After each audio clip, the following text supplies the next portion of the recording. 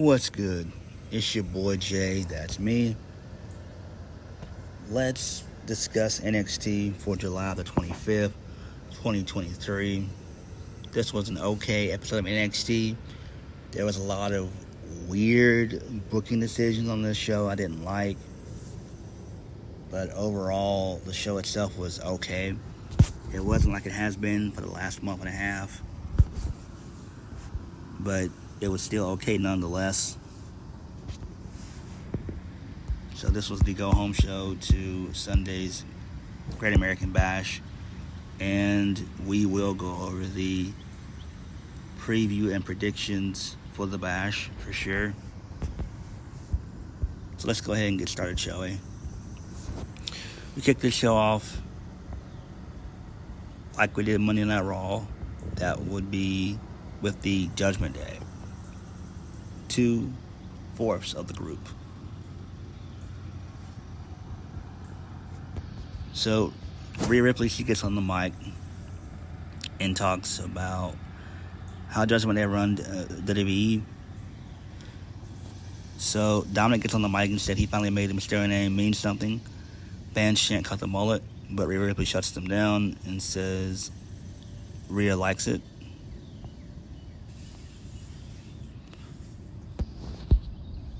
Rhea says, she has some words for Lyra Valkyria, but out comes Wesley. So Wesley's fired up. He's sick of seeing Dominic carry his title. Wesley goes on about how his historic reign, and he can't stand how he lost the title, and he wants a rematch. Rhea says a new North American champion is what NXT needed. Wesley agreed and said we need a new champion tonight. Out comes Mustafa Ali. Mustafa Ali has all the respect in the world for Wesley, but not Dom. So Ali goes on about how Mysterio steals everything from the 619 from Ray and the frog splash from Eddy, which was great. I love that. Ali says he was supposed to win the title from Wesley, but this clown dropped the ball last week. So this pisses off Wesley. Then Ali and Wesley, they have some words. Ali apologizes and said he's just angry. Fans can't triple threat. Ali lashes out at Wesley again. They argue. Dom says this is their problem. He doesn't care who's at the Bash. He'll fight them both. Dominic says he's going to break all of Wesley's records. And then Dominic and Rhea, they go to leave through both Wesley and Mustafa Ali. Then Mustafa Ali attempts to sucker punch Dom, but Dom then ducks it, and then he ends up hitting Wesley. And then Wesley and Mustafa Ali, they brawl. And then Rhea and Dominic laugh from the aisleway. So that was great. I kind of like that to an extent. Again, you guys know I'm not a huge fan of triple threat matches. Just don't like the concept, hate it. It's way too overdone in wrestling. So, not really looking forward to it. But we know that Dominic's going to win anyway. Moving on. So, Mackenzie Mitchell, she's backstage with Tony D and Stacks. Tony D is glad to be back and will never forget the reaction fans gave him last week. Stacks says they will reclaim the streets when they beat Gallus on Sunday. Then Bronco Nima and Lucian Price, they interrupt. And you know where this shit is going, and I hate it. So Nima and Price said something in Spanish. So they have their team up, and they warn that the family will be seeing them if they win the titles at the Bash. Tony D says that they want to make a name for themselves. He'll see them later on tonight. See, I hate this shit. Because why? There's a conflict in the back, and then we automatically go to a fight. Like, why? Just because wrestlers are having a conversation, we automatically have to turn it into a match. Not necessarily. This is not the only time Shawn Michaels did this shit. So this leads us into our first match of the night, which was a 6-man tag involving Schism, which is Joe Gacy, Rip Fowler, and Jagger Reed versus Carmelo Hayes. Trick and Melo and Ilja Dragunov. So in the middle of the match, Ilja is going for a running uppercut. He attempts to hit Joe Gacy, but Joe Gacy moves out the way, and he accidentally hits Trick Williams with it. And then Carmelo gets the win via the nothing but net. He tagged himself in. So post-match, Melo and Ilja, they stand tall. And then Carmelo Hayes and Dragunov, they trade looks. And then Carmelo talks some trash. No, Trick talks some trash to Dragunov. But Carmelo holds Trick back. So this is fine, I guess. This is fine. I figured it was going to happen anyway. Moving on. So we see footage of how Roxanne Perez got into a little fight with Blair Davenport at a convenience store, which was great. I love this. We'll talk about that when we get there. This was great. This reminded me of the 90s. They need to do more of this shit. They really do. Moving on. So, we get a really good video package featuring Tiffany Stratton. So, Tiffany warns Thea Hale ahead of their submission match at the Bash. Tiffany Stratton says that she's the epitome of a women's champion. And this is her first big her first big event as champion. And she won't lose to some 19-year-old kid. Stratton says that she's 24. She goes on about how she never tapped to Thea Hale. Tiffany Stratton tells Thea Hale to bring whoever she wants to the Bash, Duke Hudson, Andre Chase, the Chase U section, and so on. But it won't matter because Tiffany Stratton will still be champion. I dig this. This is great. Really good stuff there. I love my girl Tiffany Stratton. Although, I wish this would have happened on the show and not at the Bash. That's just me. But I understand where they're coming from.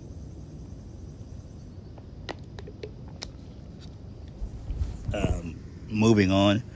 So, we get Von Wagner versus my boy, Javier Bernal. Big body Javi. So, 2 weeks ago, Von Wagner beat the hell out of Javier Bernal. And then they had a match over the weekend in Gainesville, an NXT live event. So this was a quick match. Von Wagner wins via the Power Slam. Post-match, Von celebrates with Rob Stone. So they're playing to the crowd. The crowd's cheering them on.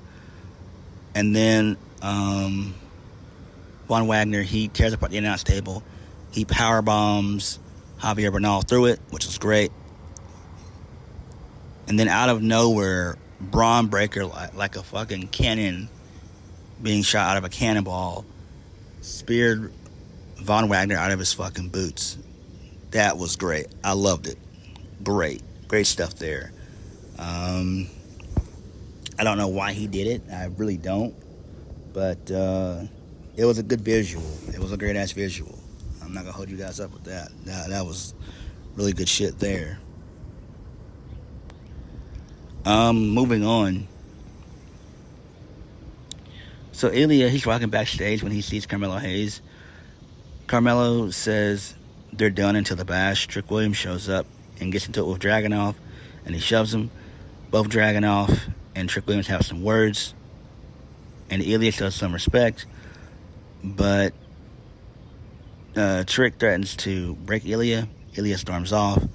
Carmelo asks Trick what's he doing, trying to calm the situation, but Trick is fired up. Carmelo says he's got Ilja on Sunday, but Trick says this isn't about that, it's about him. So I do like that. Great stuff there. Next, we finally know the fate of one Gable Steveson. Yes, that Gable Steveson. The guy who debuted on Monday Night Raw, I think it was 2 years ago. That was one of the biggest botches WWE ever made. One of the biggest botches they ever made. Moving on. Well, so Stevenson takes the mic. The fans chant for him. Gable thanks everybody in NXT. He says, some might not know who he is. We know who you are, Gable. The crowd chanted. That could audibly be heard from the crowd. I got some chuckles out of that. I think somebody said that he's Damon Kemp's brother. That was great. So he then introduces himself. So Gable Steveson talks about how he could go to the Olympics in Paris and become the first two-time Olympic gold medalist wrestler, or he could win another NCAA title. So Gable's about to make his decision. Out comes my boy Baron Corbin, which was weird. So Corbin warned Gable to be careful with what he says next because it'll impact his future. Corbin advises Gable to just go win another gold medal. Just don't come to NXT. Corbin says he'll make Gable do something he's never done before, and that's fail. Corbin goes on about how the ring will humble you, and he knows that he stopped caring after these 8 years. So Corbin then steps to Gable and says that Gable Steveson is swimming with sharks, and right now he's faced with a great white shark who is starving, and he smells blood. And then Gable says Corbin just made his decision easy. And then Gable Steveson then suggests his first match should be against Corbin at the Great American Bash. The fans pop. Corbin looks to attack, but Gable German suplex him. Corbin attempts to go for it again, but he runs into a big overhead belly-to-belly suplex, which was great. And then Corbin ends up on the ramp, and him and Gable steer each other down. So I enjoyed that. That was definitely great right there. Really good stuff there. It makes sense. This was a no-brainer. I mean, this is where Gable Steveson should have been at from the start anyway. I still don't know why did it be put him on Raw. I just don't know. I guess it was just to get him mainstream exposure, but still, everyone knows who Gable Steveson is. But I think, him being in NXT is great. This makes perfect sense. Plus, his brother's there, so why wouldn't he do that? And hopefully they can kind of put them together as a tag team. I think that would be great. That would definitely be great there. So, moving on. So, Dom and Rhea are backstage. So, Dominic wasn't so confident about the match. He asked Rhea if he made the right decision when he offered to defend his title in a triple threat match. So Rhea assures him that this was the right thing to do. So this leads us into a match I wanted to throw my TV out the window and break into a million pieces. That was the kendo stick match with Dana Brooke versus Cora Jade. So Dana Brooke ends up getting her ass beat for most of this match. She's able to make a comeback, and she defeats Cora Jade with one of the worst swanton bombs ever in history. Like, she barely even hit Cora Jade. Barely. And she had help with Kalani Jordan.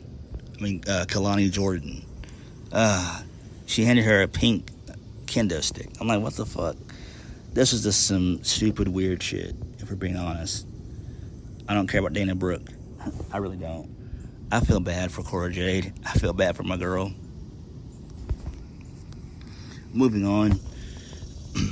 So Carmelo Hayes, he approaches Ilja Dragunov backstage. Carmelo says Trick Williams is not happy about the headbutt from earlier, and he's planning on to call Ilja out. Ilja says Carmelo knows what will happen if Trick calls him out. Ilja admires the friendship between Trick and Melo, but Carmelo needs to advise Trick that he'll answer if called out. Ilja says what happens won't be a match. Far from it. Hayes says Trick isn't looking for a match. Ilja says he'll break Trick tonight, and then he'll break Carmelo on Sunday. That was great.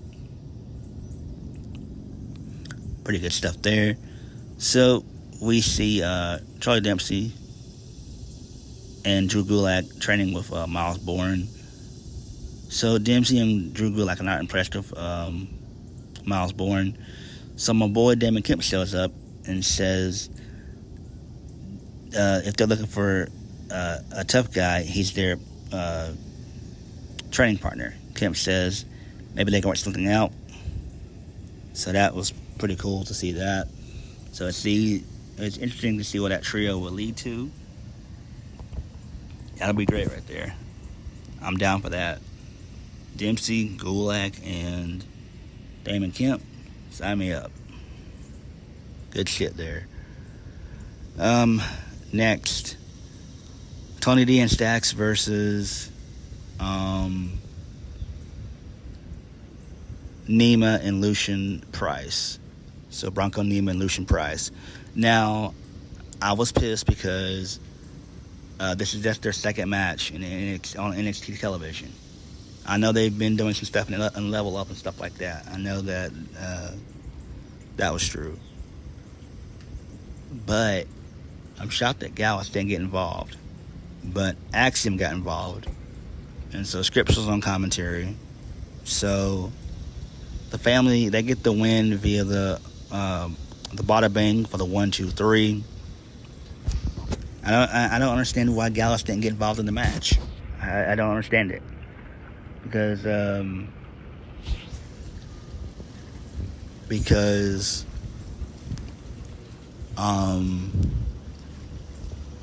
what's his name? Scripps was out there on commentary, aka Reggie. So he was out there on commentary, and then him and Axiom, they fought. So that was pretty okay right there. But I still don't understand, why Gallus didn't get involved. I just don't. They wasted the match. This is a match that should have taken place weeks down the line. Have an actual feud between both teams involved. I don't know why Sean made this decision. Just don't know why he made it.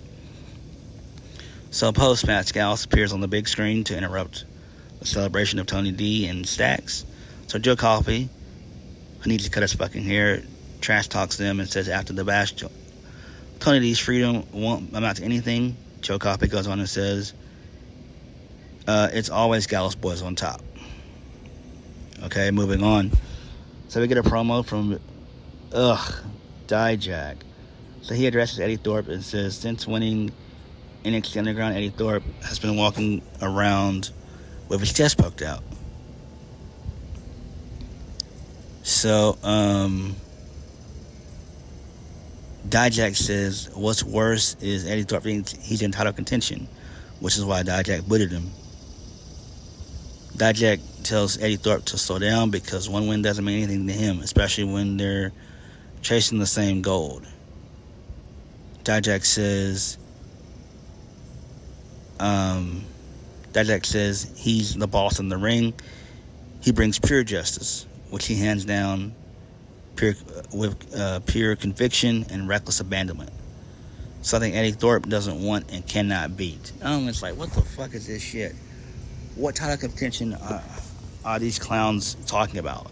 They're not in the North American title picture. They're not in the NXT title picture. So why the fuck did Dijak say some shit like that? Again, this is stupid shit. And Dijak has done nothing in NXT except for feud with Dragunov, feud with Wesley. He's lost all of his feuds. He's a jobber. He's lost all of his feuds. Please get rid of Dijak. Send him to Ring of Honor. Please. Moving on.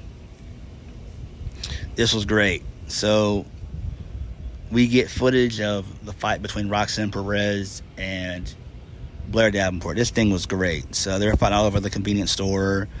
Roxanne Perez pushed a buggy in front of Blair Davenport. That was a pretty cool little spot there. And then Roxanne Perez is yelling at Blair Davenport, "This is what you wanted." So Roxanne Perez stands over Blair Davenport and says, "This is what you'll get. This is just a taste for the Great American Bash." So it's going to now be a weapons wild match. Okay, interesting there. Moving on. Next, we get a long and boring segment involving supernova sessions. Ugh. The metaphor. Oh, God. This was boring. This was very, very boring. This felt like 20 minutes. So, everyone's trying to cheer up Noam Dar. But he's still in a daze, sitting in his wheelchair and bummed out over the NXT Heritage Cup. So, Oro Mensah says tonight's guest is a man who inspired him to get a win over Eddy Thorpe last week. That guest is none other than Noam Dar. So, Jakari Jackson, she praises Noam Dar as the real NXT Heritage Cup champion, and Last Legend does the same, but Noam Dar just sits there spaced out. The fans boo. They both say Nathan Frazer can't call himself the champion. They go on about how they did their research 6 weeks ago, and Dar was unable to defend, but he was not medically cleared. He was to defend his title, but he was not medically cleared. So Oro Mensah defended for him.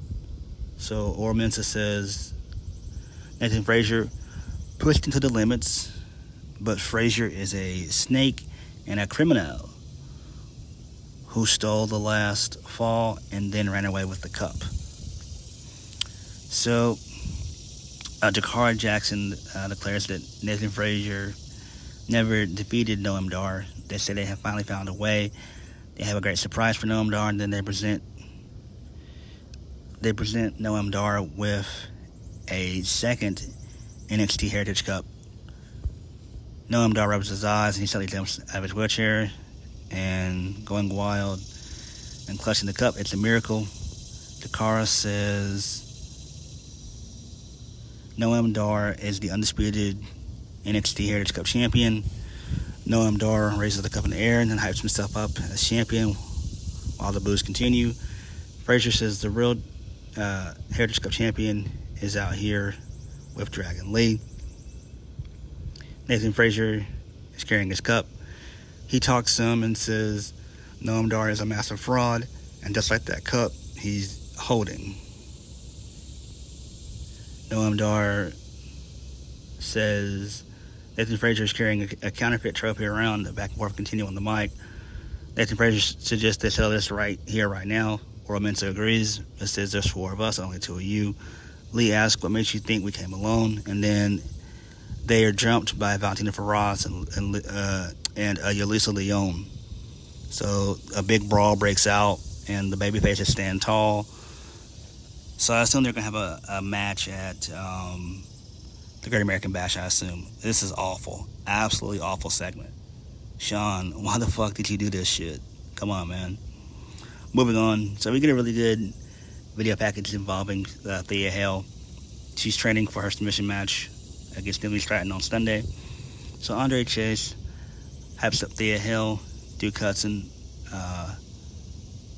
hypes her up as well. They ask Thea Hale if she's ready to train, and she says she is. We now see Thea Hale working out while Andre Chase narrates, talking about how Thea Hale came up from a teenager and getting into the business, where she had to work on the indie scene when she was 16. Her parents had to drive her everywhere. So Duke then speaks and says Thea Hale's the next champion and will be the youngest women's champion. He knows because he's been there every step of the way. And Duke and Undertaker go on about Thea Hale's Kimura lock and declare that she's ready.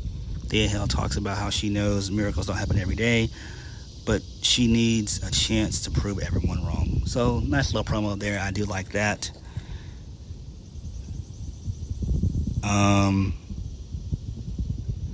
Next. So, my boys, Angel Garza and Humberto Carrillo, they're in the parking lot. Thankfully, they didn't get jumped. So, they're both fired up, but Humberto is especially upset. So Humberto asks his cousin, for the first time in your life, can you listen to me? Humberto asks, are we chasing women or glory? Humberto says he's not doing this anymore. Humberto tells Angel to wake up, then he storms off. And then Angel Garza kicks the wall. I hate this. Why the fuck are they breaking them up? Why are they breaking up Los Lotharios? Dumb. Just dumb. Dumb to the highest degree. Main event, wrestling-wise. Rhea Ripley versus Lyra Valkyria. Very decent match here. Rhea wins via the Riptide. So post-match, Rhea congratulates Lyra Valkyria and tells her to prove herself to Rhea Ripley by defeating Jacy Jayne. And that was it. I'm just like, what the hell? The hell kind of shit is that? But it is what it is. Moving on. So, Trick Williams, he's out next with a mic. He's fired up. Trick says NXT champion Carmelo Hayes will handle his business at the Bash just like he always does and put Ilja Dragunov's Thursday up in the Raptors. But tonight, it's not about that. He tells Dragunov to bring his ass out to the ring for a fight. So Dragunov rushes out. They have a brawl. And then Dragunov, he goes for the Torpedo Moscow, but Carmelo Hayes, he ends up eating the Torpedo Moscow. And then Dragunov gets on the mic while holding the NXT title up. Dragunov says Carmelo is a man of, Dragunov says Carmelo is a man of his honor and loyalty. Is very rare in this. So Carmelo should hold on to his friendship with Trick because after the Bash, the friendship will be all that Carmelo has left because Dragunov is taking his title. Dragunov holds the title in the air while Trick and Melo are both laid out. And then that was it. So, pretty okay stuff there for the most part. Now let's move on to the predictions. So I'm on Wikipedia for the matches. And it says we have 7 matches, which is crazy. So we have Roxanne Perez versus Blair Davenport, Weapons Wild match. I want this to be a long feud. So I'm guessing we have Roxanne Perez. No, actually, let's have Blair Davenport go over on this one. That's what I really want. Blair Davenport to go over. No, I take that back. Blair Davenport's already defeated Roxanne Perez. I forgot about that. She defeated her, 2 weeks ago? So Roxanne Perez should win this, and then I guess continue to build the feud up until Halloween Havoc. I guess. Moving on. So Gable Stevenson versus Baron Corbin. Who really cares? I want this to be a feud as well. So maybe Corbin wins this one to basically humble Stevenson.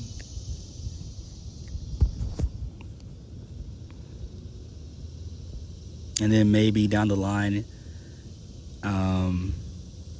having Gable Stevenson get his win back somehow. Next, Gallus versus the family, which is Tony D and Stacks, for the NXT Tag Team Championships. I like Gallus, but it's time for a title change. Tony D and Stacks definitely need to win.